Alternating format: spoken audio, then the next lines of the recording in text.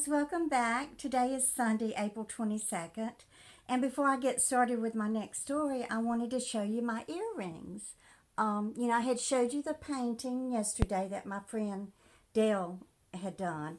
Well, from the little droplets of the acrylic paint, she takes the little droplets that are on the paper and makes little earrings out of them. So that came from some of the paint that's in my painting there, the greens and the yellows and the little bit of pink. But they're so cute. So if any of y'all want some earrings, I think they're $3 a pair. So you could leave me a message in the comments and I could put you in touch with Dale if you decide that you want some earrings made for yourself. But anyway, today I'm going to kind of jump ahead a little bit and tell y'all a story about my in-laws. So by now we had left, John L. Sullivan and I had left Mississippi and gone to Freeport, Texas. Well, after a couple of months, he wanted to see his children. You know, I told you that during his first marriage that he had a daughter named Paige, and she was 6 years old, and he had a son named John L. Sullivan Jr., and he was 2 years old. And then he needed to go pay some child support. So we made arrangements to go visit his mother and father, who lived in a town called Bogue Chitto, Mississippi. And that's more up central northern part of the state. His father was a pastor of a church there, Bogue Chitto Baptist Church, I believe. And his father had spent years and years and years going to college. And he had a degree in Divinity. So he was Dr. William Arnett Sullivan Sr. Now, John had a twin brother, and his name was James Glenn. It was John Lynn and James Glenn. They were fraternal twins. Now, they looked like brothers, but they did not ever look like twins to me.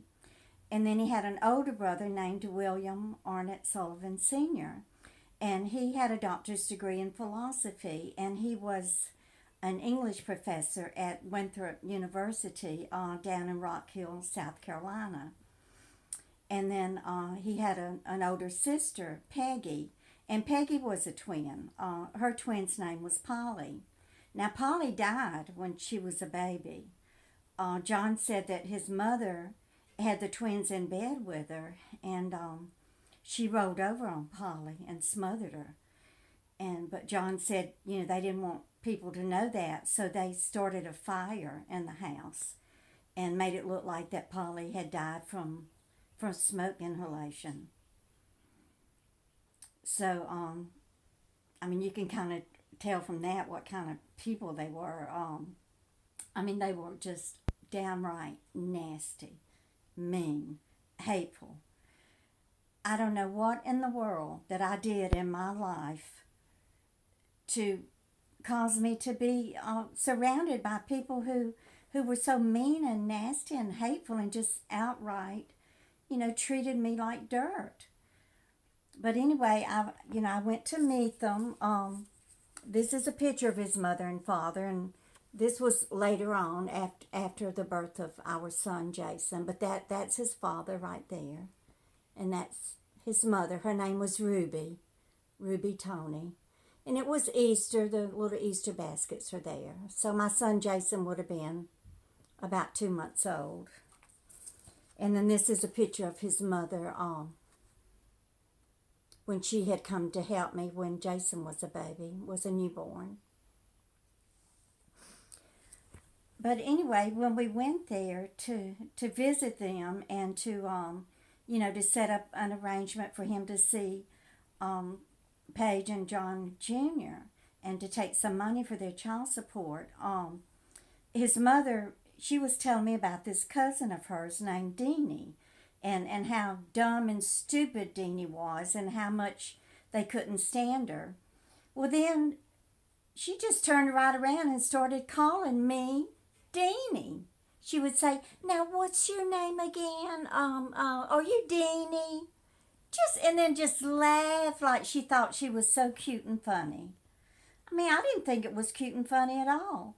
But, John didn't even defend me. He laughed and went along with their little joke. So then that night, I had a cold and I had coughed and coughed a lot during the night. I could hardly even sleep. Well, the next morning we get up and his father tells me, chews me out for coughing all night and keeping him awake. I mean, can you believe it? So then John and his mother, they go to visit the children and to take the child support money and everything.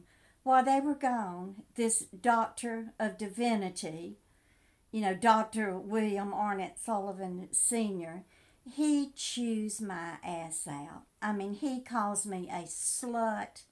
He just goes on and on about how I'm a slut and I'm a whore for breaking up, his son's marriage and just all of this nastiness. By the time John and his mother got back, I couldn't even talk. I mean, I had tears just streaming down my face. And I was so upset. I was going, I couldn't even get my breath. I mean, I don't think there's been but maybe one or two times in my entire life that I have cried like that, and that was one of them. I mean, I wasn't the one. I didn't break up John's marriage with Carolyn. They were separated by the time John and I had started, being friendly with one another at the Grant store.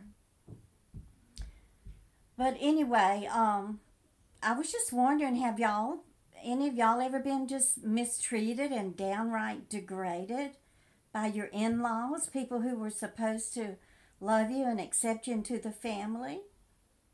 So anyway, after that, I did not have any respect for this candy doctor. So much for the Doctor of Divinity. Ugh. So anyway, that's my story for today. I hope you enjoyed it. And y'all just keep on coming back. Bye.